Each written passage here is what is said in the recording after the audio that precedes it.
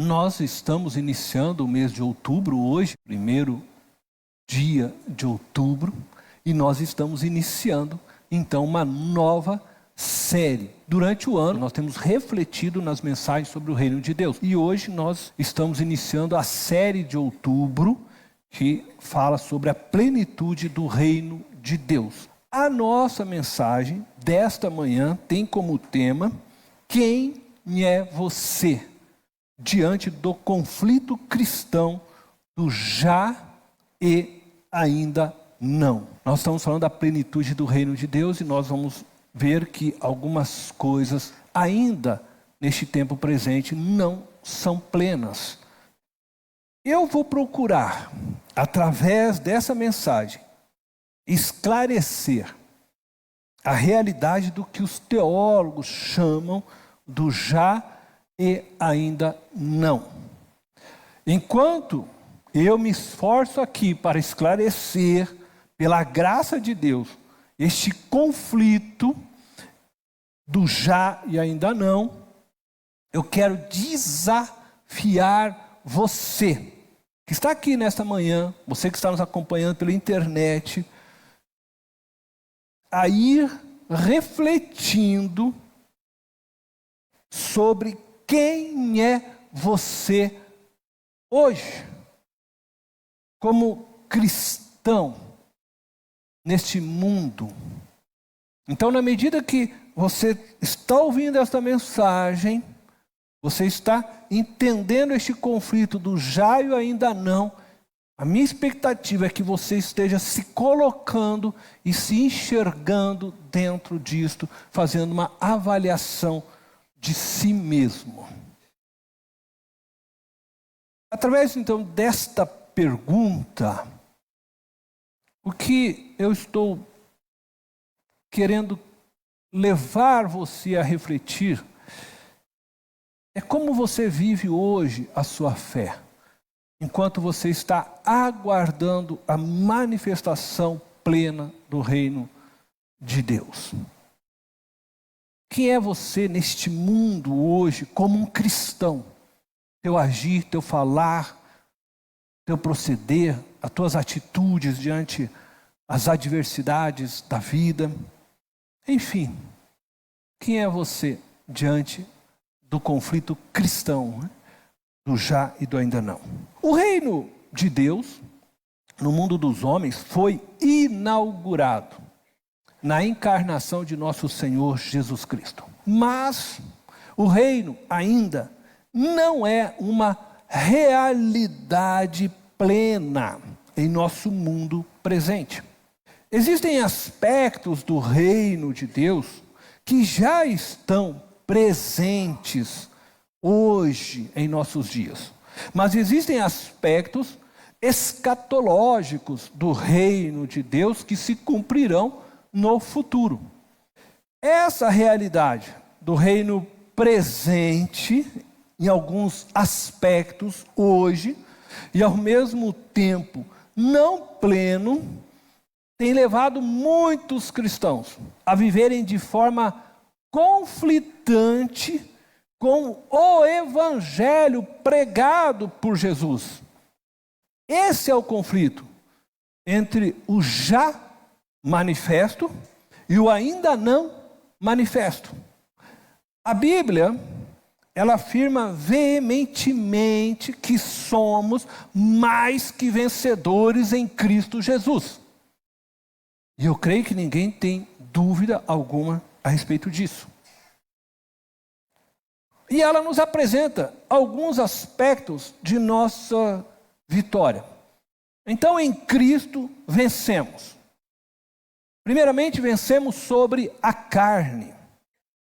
Eu quero ler com vocês Gálatas, capítulo 5, verso 24. Diz assim: os que pertencem a Cristo Jesus crucificaram a carne com as suas paixões e os seus desejos. O texto está dizendo que aqueles que estão em Cristo, que pertencem a Cristo, foram com Cristo pregados na cruz, num ato de fé. se veem com Cristo na cruz. E dessa forma, então, venceram a carne.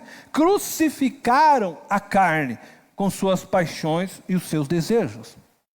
A Bíblia também diz que vencemos sobre o mundo, sobre esta ordem que governa este tempo presente. 1 João, capítulo 5, versículo 4, diz assim: o que é nascido de Deus vence o mundo. E esta é a vitória que vence o mundo, a nossa fé. Isto é, aquele que nasceu de Deus, aquele que recebeu o Espírito de Deus, tem por meio do Espírito condições para dizer não a tudo aquilo que esta ordem presente, o mundo, quer impor sobre nós, homens e mulheres, seres humanos. Então, o que é nascido de Deus, ele vence o mundo, ele tem no Espírito Santo de Deus o poder para dizer não àquilo que o mundo quer tentar impor. Isto é, você tem condições de avaliar o que a cultura deste mundo presente tenta impor sobre a sua vida, os seus ensinos, e você então dizer não. Eu não vou educar o meu filho no padrão que o mundo está me dizendo, mas eu vou educar o meu filho conforme a palavra de Deus está me dizendo. Eu não vou tratar aqueles que possuem autoridade conforme o mundo está me dizendo. Eu vou tratar aqueles que estão revestidos de autoridade conforme a palavra de Deus está me dizendo. Isto é, você vence o mundo desta forma, através da sua fé, trazendo então aquilo que você aprende da palavra e aplicando no seu dia a dia. Mas ele também diz que nós somos vitoriosos sobre o diabo. Veja que o apóstolo Pedro escreve, em sua epístola, 1 Pedro, capítulo 5, versículo 9. Diz assim: estejam alertas e vigiem. O diabo, o inimigo de vocês, anda ao redor como leão, rugindo e procurando a quem possa devorar. Resistam-lhe, permanecendo firmes na fé, sabendo que os irmãos que vocês têm em todo o mundo estão passando pelos mesmos sofrimentos. O apóstolo Pedro, escrevendo a todos aqueles que estavam naquele tempo sendo perseguidos, escreve a eles dizendo que eles devem resistir. E ele está dizendo isso referente a toda a força que o Império Romano estava exercendo contra os cristãos. E ele está comparando isso com a ação do inimigo. Veja, ele diz: estejam alerta e vigiem. O diabo, o inimigo de vocês, andam ao redor. Porque, claro, Pedro, Paulo, os apóstolos, todos compreendiam que o diabo, ele usa do poder governamental, das autoridades que estão sobre as nações, para afrontar os cristãos, persegui-los, matá-los, tentá-los para abandonarem a sua fé. Então, quando Pedro escreve isso, da mesma forma que o apóstolo Paulo, quando nós lemos o texto em Efésios, e ele fala sobre essas forças e poderes que governam o mundo, ele também usa essa expressão, o príncipe da potestade do ar. Agora Pedro nem está se referindo dizendo o diabo, e aí nós podemos resistir ao diabo, neste sentido, permanecendo firmes na fé. Resistam-lhe permanecendo firmes na fé. E aí ele quer consolar os irmãos dizendo o seguinte: olha, essa mesma luta que vocês estão vivendo, essas perseguições, onde cristãos naquele tempo eram colocados nas cruzes pelas estradas, onde cristãos eram lançados aos leões. Ele está dizendo para eles: muitos estão passando pelos mesmos sofrimentos que vocês, mas resistam. Nós temos em nós, mais uma vez eu reafirmo, através do poder do Espírito Santo de Deus, a capacidade de permanecermos firmes em nossa fé e assim resistirmos a tudo quanto o diabo tem tentado contra nós, através de todo o sistema que nós aqui falamos do mundo, porque o mundo jaz no maligno. Ele não está falando aqui de uma resistência pessoal com o diabo, onde eu vou numa luta tete a tete com o diabo bota lá o boxe e agora vem aqui, diabo, eu vou pisar em você e tal. Não é disso que ele está falando. Às vezes parece que nós cristãos imaginamos isso. Nossa, não, peraí que eu vou pegar o capeta lá no chifre e tal, e pá, e eu luto e resisto. Ele não está falando disso. Mas não se esqueça das palavras de Jesus, que ele vos deu poder para pisardes todas as serpentes e escorpiões e nada lhes causará dano algum. Porque somos filhos de Deus, lavados pelo sangue de Cristo, estamos em Cristo e o diabo não pode nos tocar. Mas, então, sim, nós temos condições de vencer, mais uma vez, por isso somos vencedores, porque estamos em Cristo, mas também sobre a morte. É interessante, né, que o texto bíblico fala assim, e aí eu quero ler com vocês agora 1 Coríntios, capítulo 15, verso 21 e 22. Visto que a morte veio por meio de um só homem, ele está se referindo a Adão, também a ressurreição dos mortos veio por meio de um só homem, aqui ele está se referindo a Jesus. Pois da mesma forma como em Adão todos morrem, em Cristo todos serão vivificados. Então, em Cristo também vencemos a morte. Em Cristo seremos todos vivificados, ressurretos. Veja então, nós podemos dizer, sem dúvida alguma, somos mais que vencedores. Porque em Cristo toda esta vitória é garantida, é certa. Não há dúvida. Porque Cristo venceu o mundo, porque Cristo venceu o diabo, porque Cristo venceu sobre a carne, sobre o pecado, porque Cristo venceu, nós somos mais que vencedores nele. Agora existe aqui um grande conflito. Embora eu seja mais que vencedor em Cristo Jesus, não vivo hoje como um vencedor plenamente. Muitas vezes sou vencido. Embora a Bíblia declare que eu sou justo, nem sempre eu sou justo. Embora a Bíblia declare que eu sou santo, nem sempre eu sou santo. O pecado continua muitas vezes me levando a derrotas avassaladoras. O mundo continua me aprisionando em sua rede.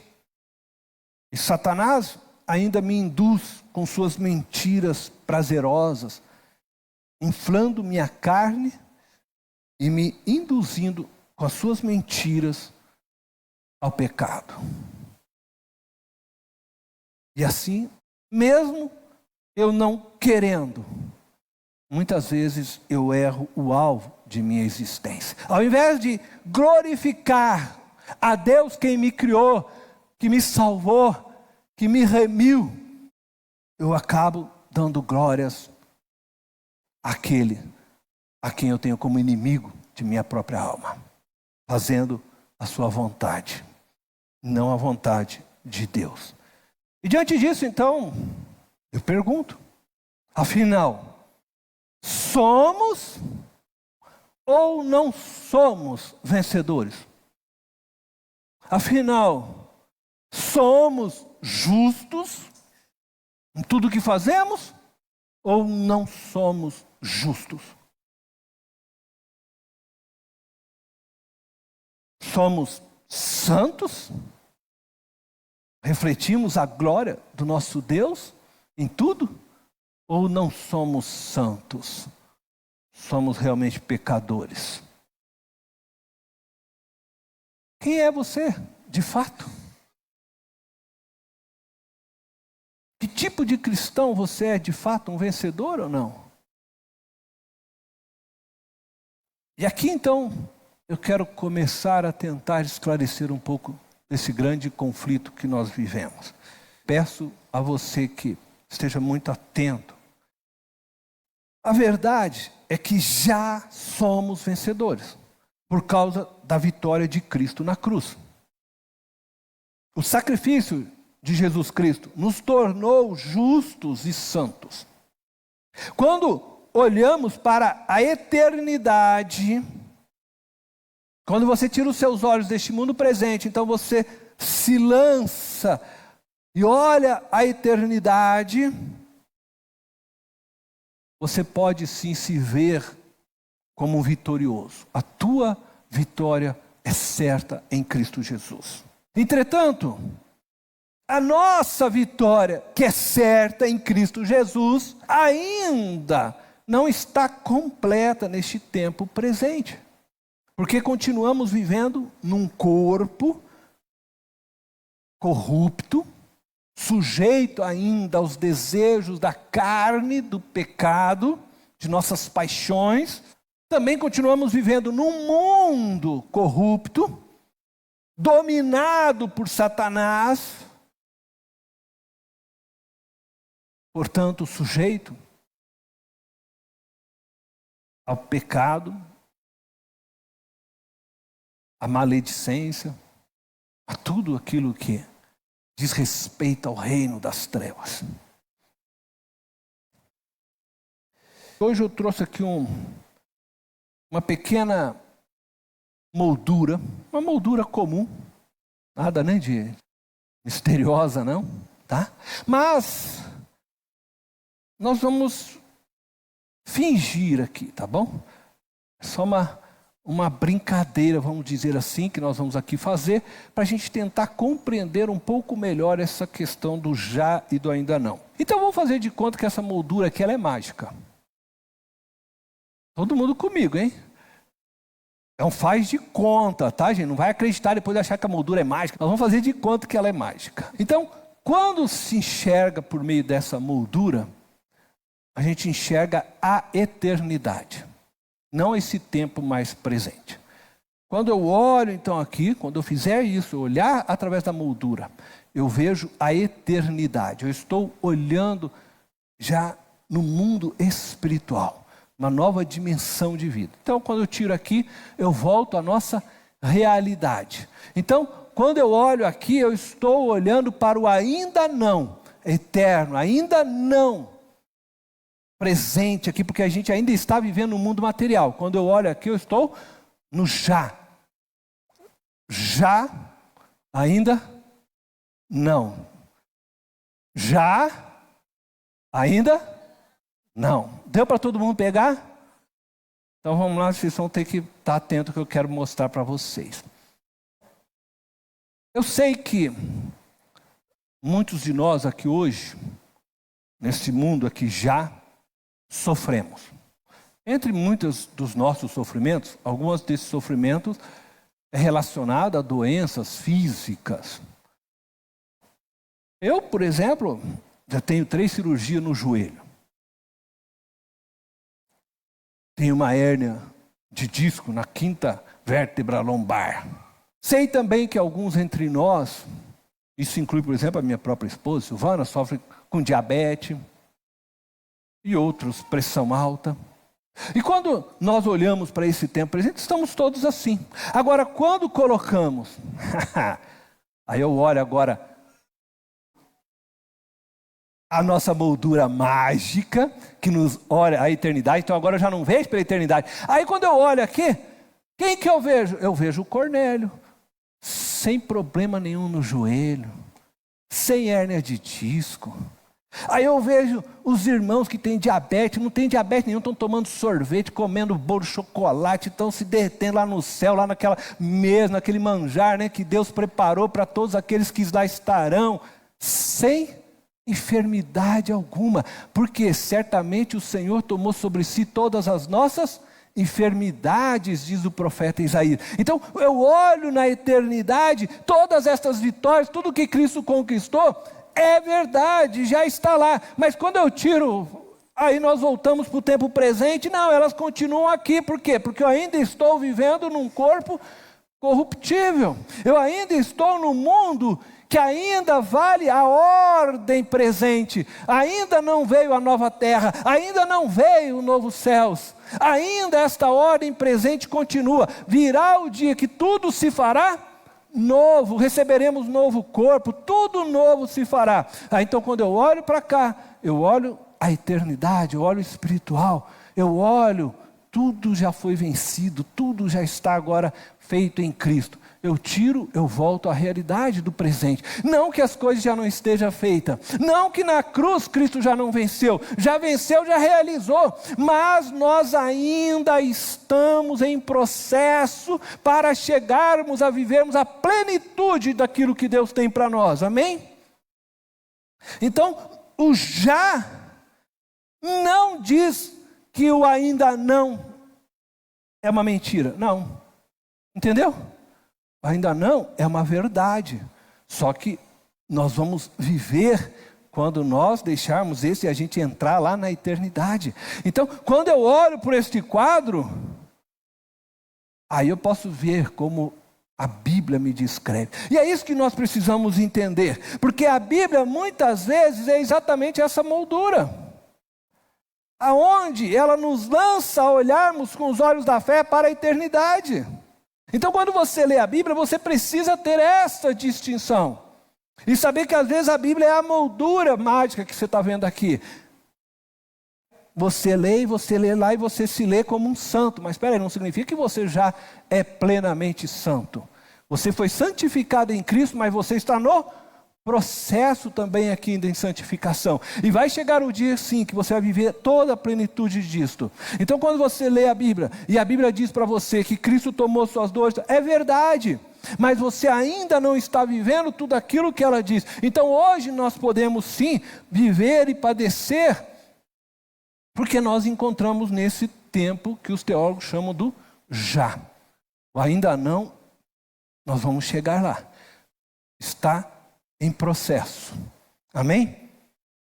A falta de compreensão de alguns líderes religiosos a respeito do já e ainda não, tem produzido uma teologia triunfalista, distorcida da verdade do Evangelho de Cristo. E tem levado então muitos cristãos a pensarem de si mesmos além do que convém, causando então um estrago na vida de muitas pessoas e contribuindo para que estas se afastem de Deus, em vez de aproximarem elas de Deus. Isso é um perigo. O apóstolo Paulo, escrevendo à igreja de Roma, veja o que ele diz aos irmãos romanos no capítulo 12, versículo 3.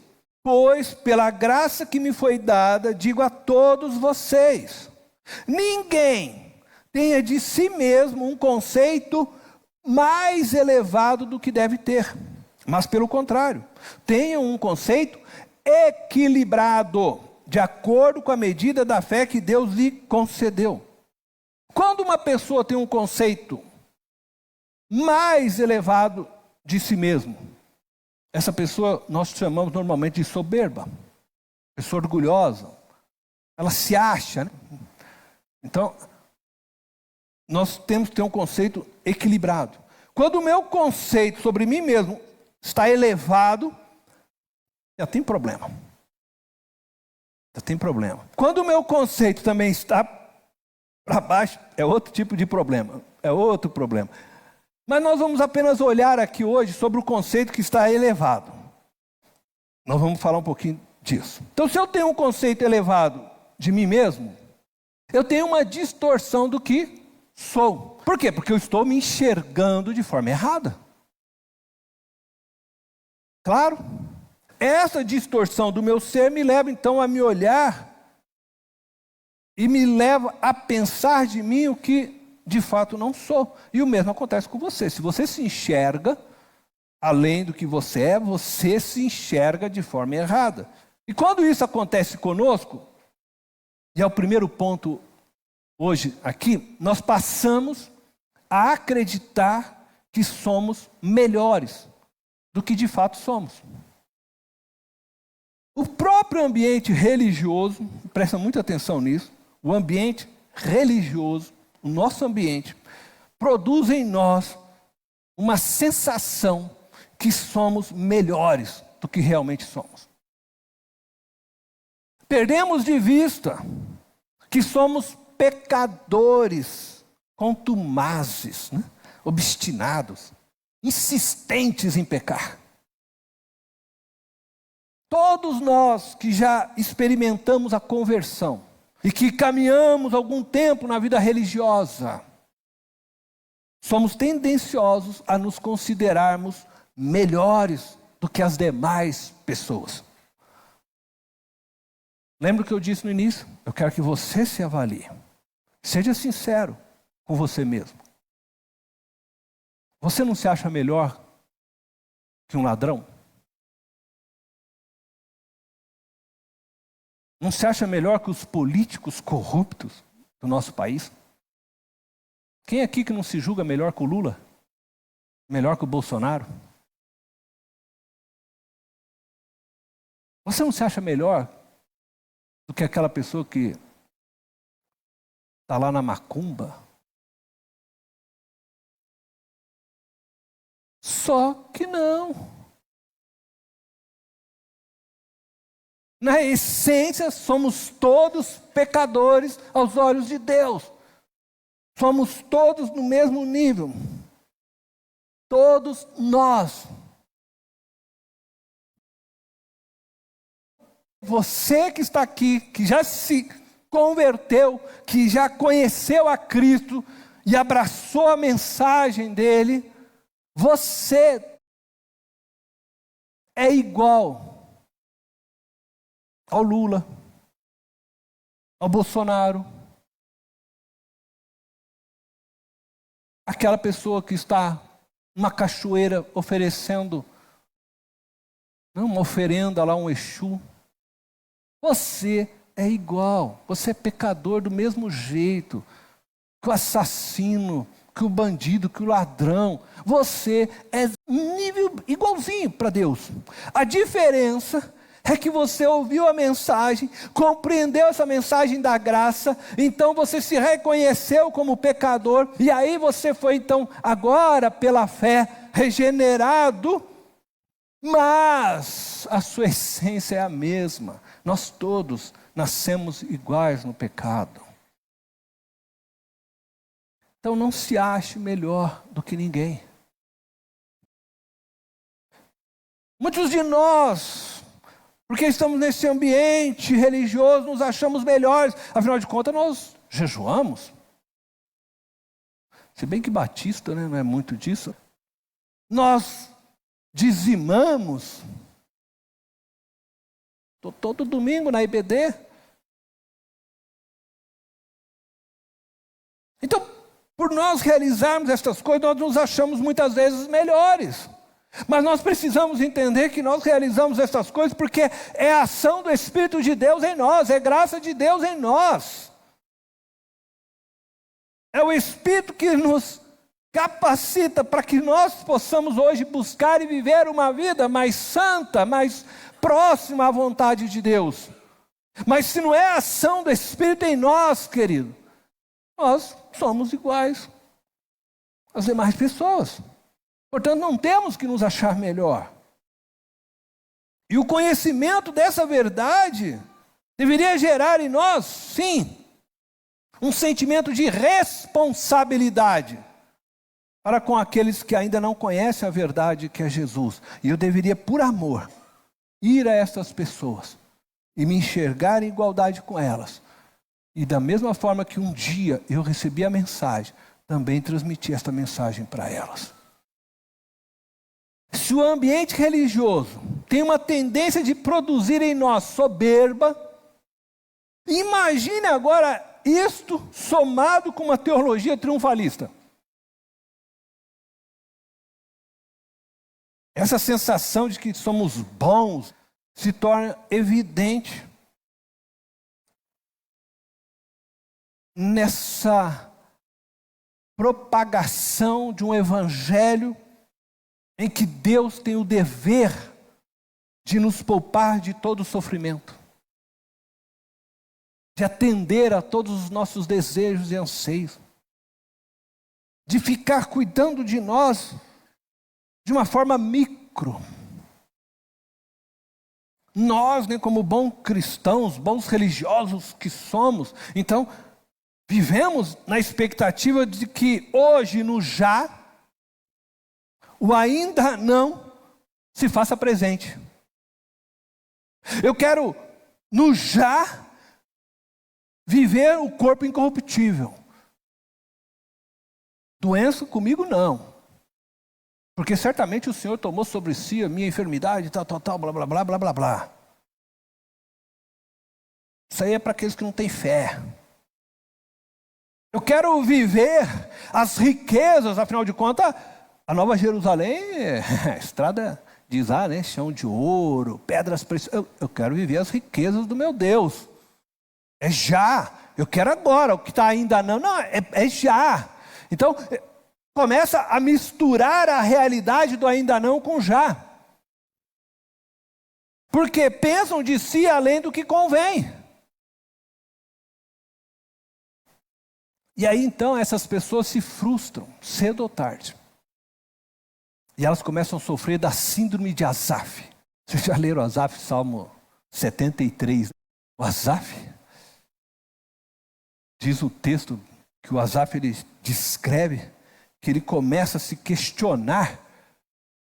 Por que que o ímpio prospera? Eu sou justo, estou aqui sofrendo, tenho que ir lá no INSS, eles nem me atendem. O ímpio enche o bolso de dinheiro, aí vai lá, como é que é Albert? Vocês sabem, né? Tá vendo? Vocês estão frequentando lá, né? Por que isso? Então, começa a sofrer dessa síndrome de Asaf. E Asaf, ele chega a ficar tão perturbado, quando você vai ler o Salmo, que ele diz que ele quase chega a tirar sua própria vida. Mas depois ele vai entender que sim, chegará o dia que o ímpio será cobrado de Deus, né? Será então colocado diante de Deus, assim como o justo também. E aí Deus há de pesar cada um, e cada um receberá segundo aquilo que viveu, segundo as suas obras. E aí ele fala, então, que o justo descansa no Senhor.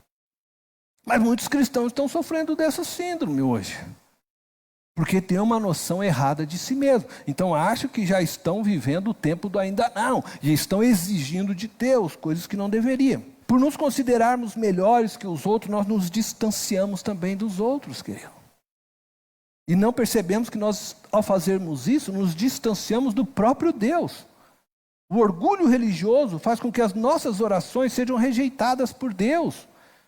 Conforme a gente pode ler em Lucas capítulo 18, verso 10 a 14. Jesus é quem fala estas palavras que agora eu vou ler a vocês, Lucas 18, 10 a 14, e ele está mostrando exatamente o tipo de oração que Deus não ouve.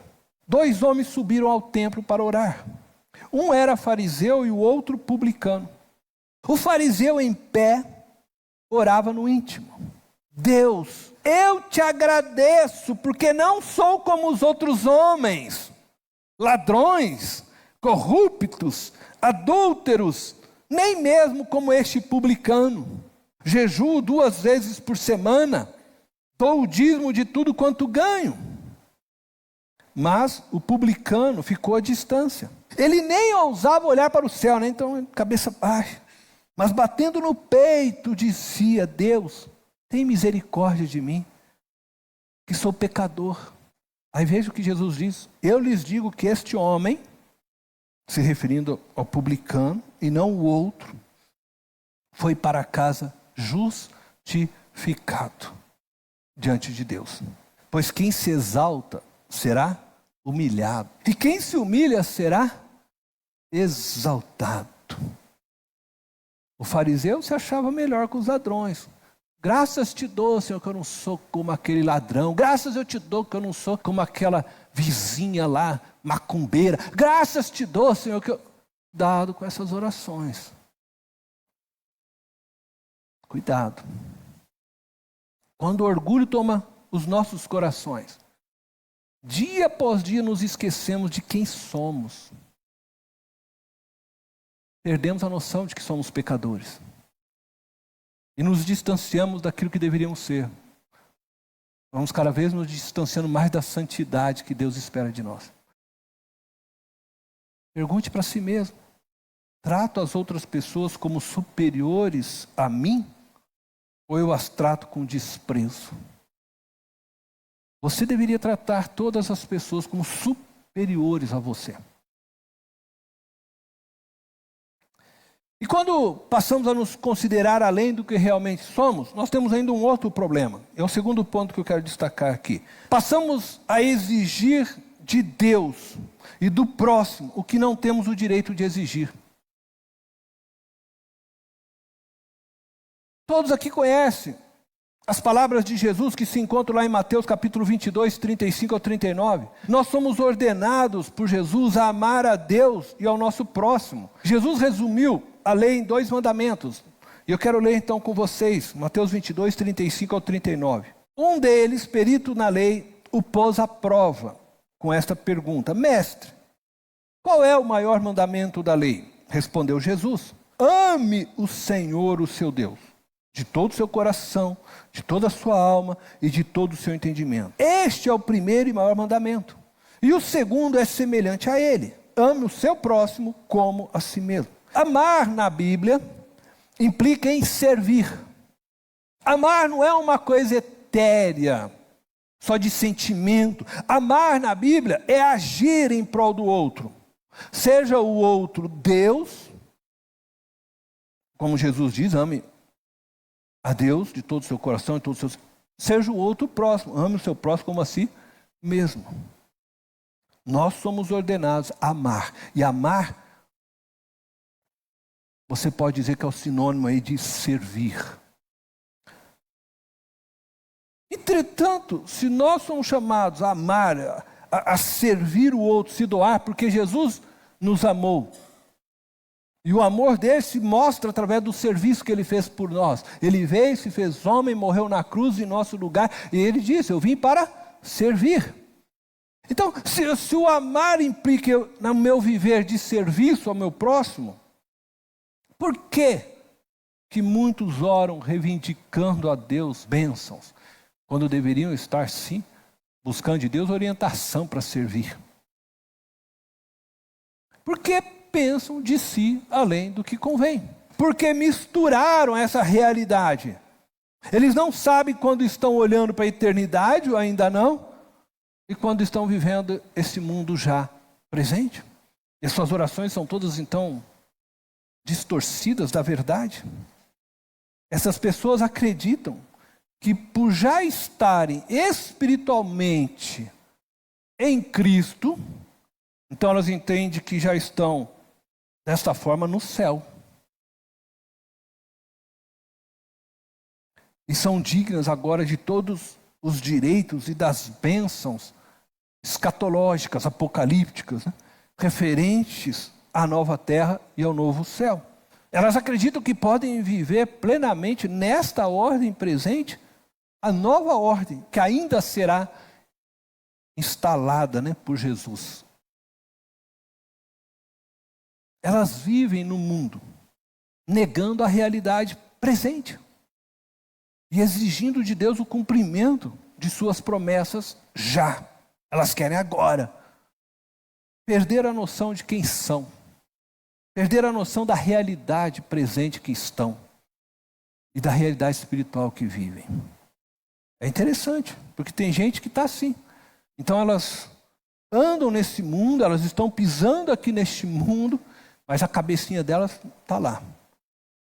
Elas entenderam errado as palavras do apóstolo Paulo, né? Porque Paulo diz para você buscar as coisas do alto, do céu, mas não é dessa forma que elas estão compreendendo. Então, elas não conseguem se enxergar, porque elas acham que o que elas estão vendo através da Bíblia no céu e as palavras do ainda não, são para agora. E aí o corpo dói, mas aí elas negam a própria dor. Você nunca viu gente assim? Ela está... Aí, por que está doendo? Nada. Não, mas você está arrastando a perna. Não, já estou curado em Cristo Jesus.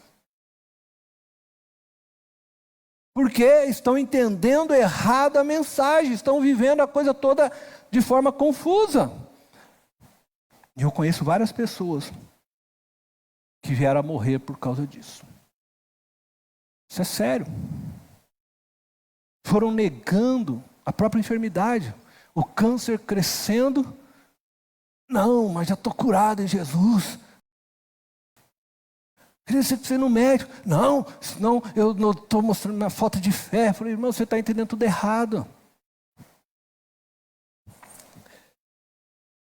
Culpa, claro, de líderes que ensinam errado. E Deus vai cobrar de cada um desses. Então essas pessoas vivem o corpo aqui, mas sem conhecimento, discernimento, achando que já estão lá no céu. E aí elas leem os textos bíblicos sem compreender essa questão do já e do ainda não. Então quando você lê, o apóstolo Paulo escreve figurando assim, não é? Ele diz que já estamos assentados no céu com Cristo Jesus. Pois é, eu estou vendo vocês aqui ainda. Por que vocês não estão sentados com o céu lá? Porque uma coisa é o que vai se realizar ou ainda não, outra coisa é o presente agora. Uma coisa é quando você olha então pela fé, e aí pela fé eu me vejo sim assentado com Cristo Jesus nas regiões celestiais. Estou nele pela fé. Mas outra coisa é que ainda estou aqui vivendo essa dimensão de vida. A supervalorização do que já vivemos, assentados, né, com Cristo nas regiões celestiais, de que já vencemos a morte e todas as suas consequências, de que já somos herdeiros de Deus, tem nos induzido a essa teologia triunfalista, onde reivindicamos as vitórias de Cristo já, e aí desconsideramos o ainda não.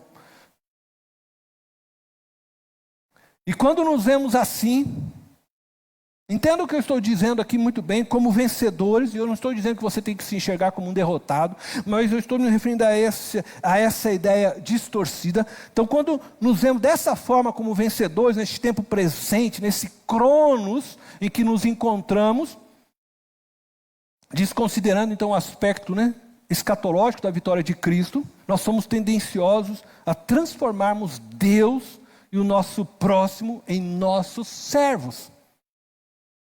E aí temos muito pouca disposição para servi-lo. Passamos a acreditar que a vitória na cruz nos colocou como príncipes deste mundo. Você já deve ter ouvido muito disso. Ou você nunca ouviu aquela expressão, né? O crente gosta de falar isso, né? Somos cabeça, não somos cauda. A gente se esquece que ainda não somos governantes neste mundo. E não estamos aqui para governar neste mundo. Nós estamos aqui para servir. Ainda estamos orando o ensinamento de Jesus. Venha o teu reino. Esse reino já se faz presente, mas ele ainda está em processo. Nós somos cordeiros neste mundo presente. Mas muitos já se veem como leões e gostam de cantar isso. Essa visão triunfalista, distorcida, recusa a reconhecer que pecamos todos os dias, que sentimos dores, devido à natureza de nosso corpo corruptível, que somos passíveis dos mais terríveis sentimentos, sujeitos à foice, sim, da morte, neste tempo presente, e a perseguições por parte do maligno neste tempo. também nos leva a tratarmos a vida e a nossa missão de maneira irresponsável. Pois Cristo nos deu uma missão para pregarmos o Evangelho. Mas nós nos tornamos vassalos, servos da vaidade.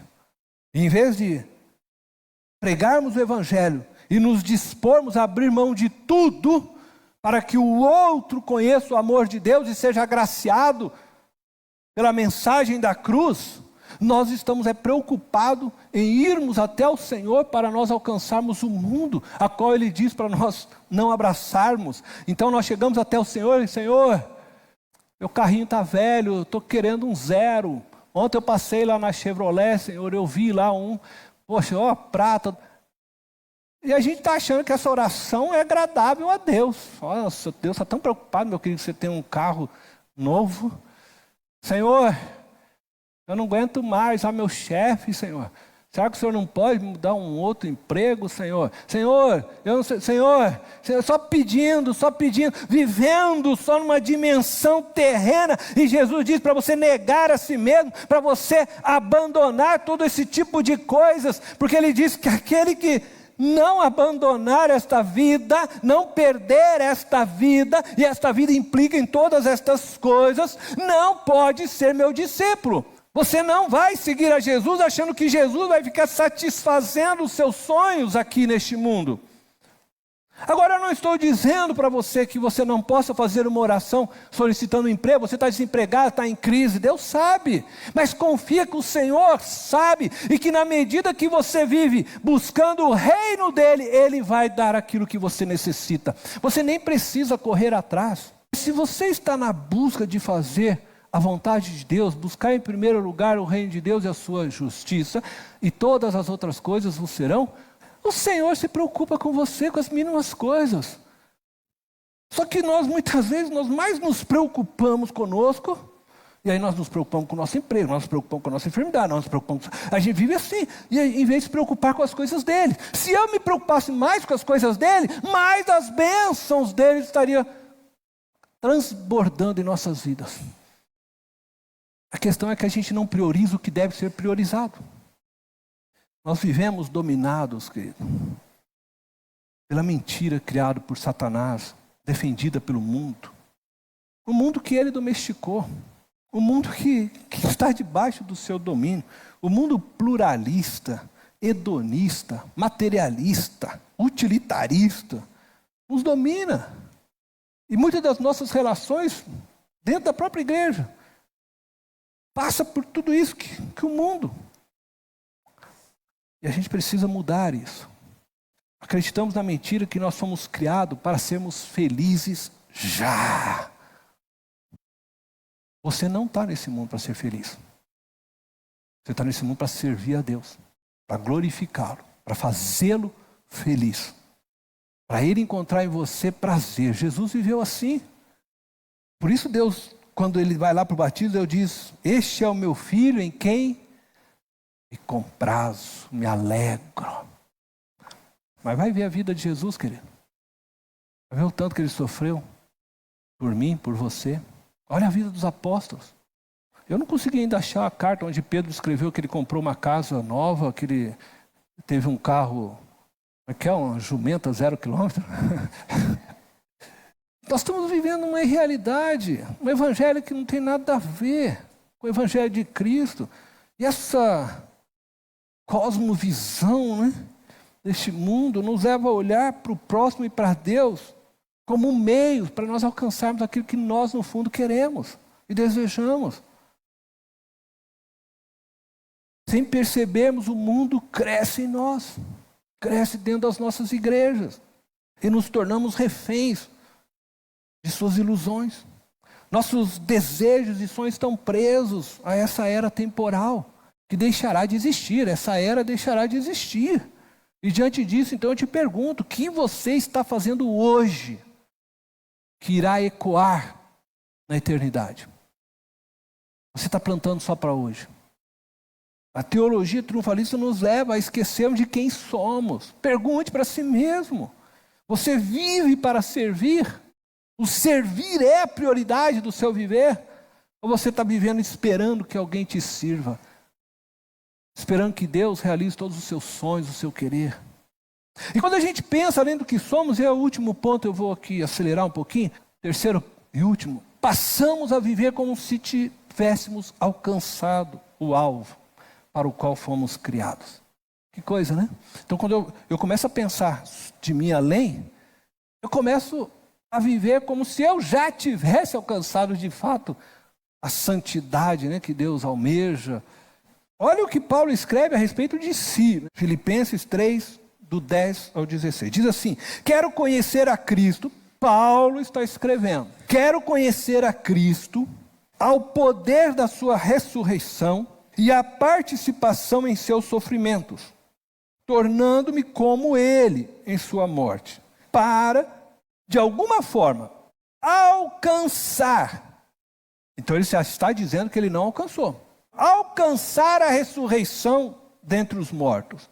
E agora ele vai afirmar, para ficar bem claro. Não que eu já tenha obtido tudo isso, ou tenha sido aperfeiçoado. Paulo está dizendo que ainda não alcançou tudo que a ressurreição de Cristo lhe oferece.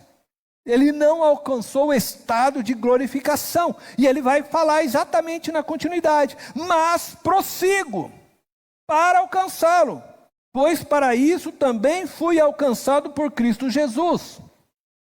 Eu fui alcançado por Cristo para a glorificação. Em Cristo eu vou viver tudo aquilo que ele conquistou plenamente. Mas ele está dizendo que ainda não alcançou. Aí ele diz: irmãos, não penso que eu mesmo já o tenha alcançado. Mas uma coisa faço, esquecendo-me das coisas que ficaram para trás e avançando para as que estão adiante. Prossigo para o alvo. Que alvo que ele está se referindo? Para a vida ressurreta em Cristo, a fim de ganhar o prêmio do chamado celestial de Deus em Cristo Jesus. Todos nós que alcançamos a maturidade, aí cabe a cada um olhar se já está nesse nível, né? Todos nós que já alcançamos a maturidade, devemos ver as coisas dessa forma. De que forma? De que ainda não alcançamos tudo que a ressurreição em Cristo nos oferece. E se em algum aspecto vocês pensam de modo diferente, isso também Deus lhes esclarecerá. Aí ele termina dizendo assim: tão somente vivamos de acordo com o que já alcançamos. Então ele está dizendo para eles caminharem de acordo com aquilo que já haviam aprendido. Muitos pensam que ao terem encontrado a cruz e se rendido aí ao amor de Cristo, chegaram no final da jornada. Encontrei a cruz, fui salvo, estou santificado, acabou minha jornada. Não, não acabou não.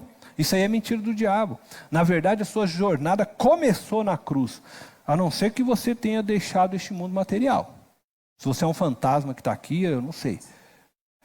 Quando você foi transportado das trevas para a luz, você apenas começou a ver um pouco daquilo, tudo que Deus tem para ti. Há muito ainda para você ver.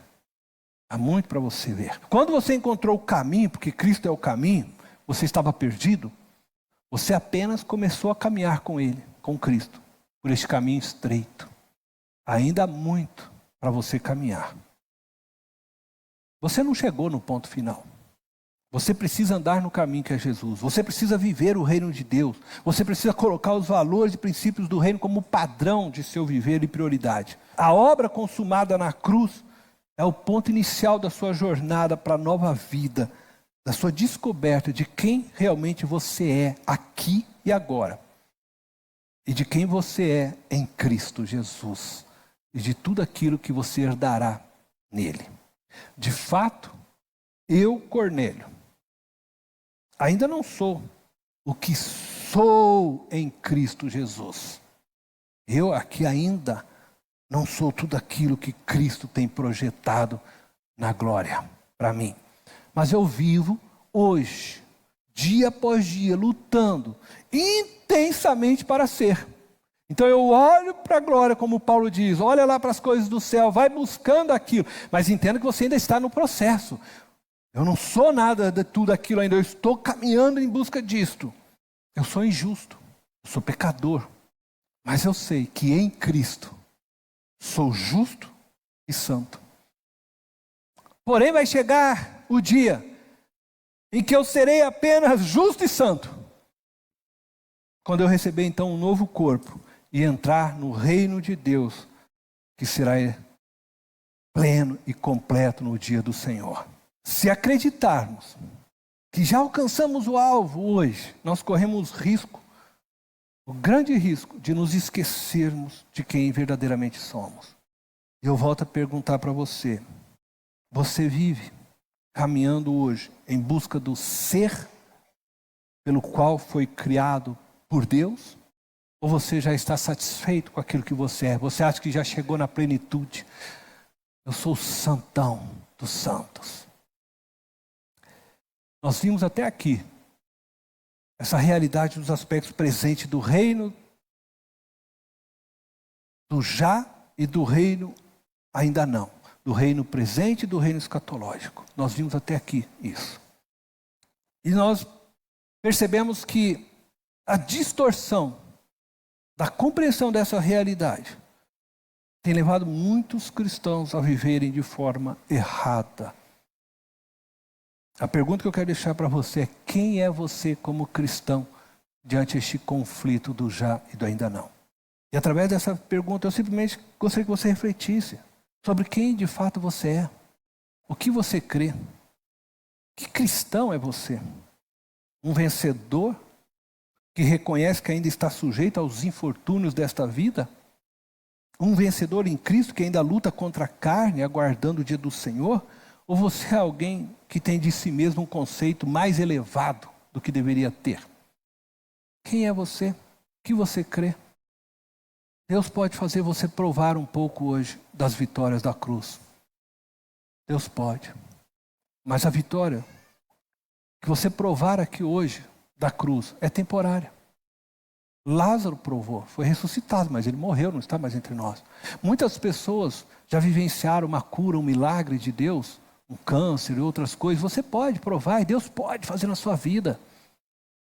Mas elas também já enfrentaram certamente outras enfermidades, algumas talvez já até morreram. Já não estão, porque tudo aqui é temporário. Portanto, querido, não se julgue melhor do que os outros. Trate todas as pessoas considerando-as superiores a você. Viva para servir e não para ser servido. Se esforce para viver em santidade todos os dias. Não deixe que o ambiente religioso te conduza a pensar de si mais do que de fato você é. Eu e você, nada somos. Os pastores gostam de dizer para você que você é muito.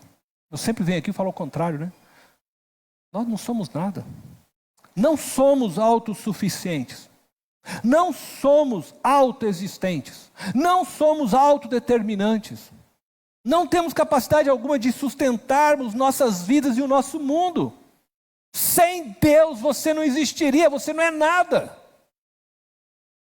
Somos totalmente dependentes daquele que verdadeiramente é Jesus. Sem Jesus nada somos.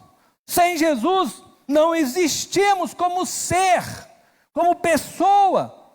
Sem Jesus nossa existência eterna se dará num vazio profundo. Entenda isso.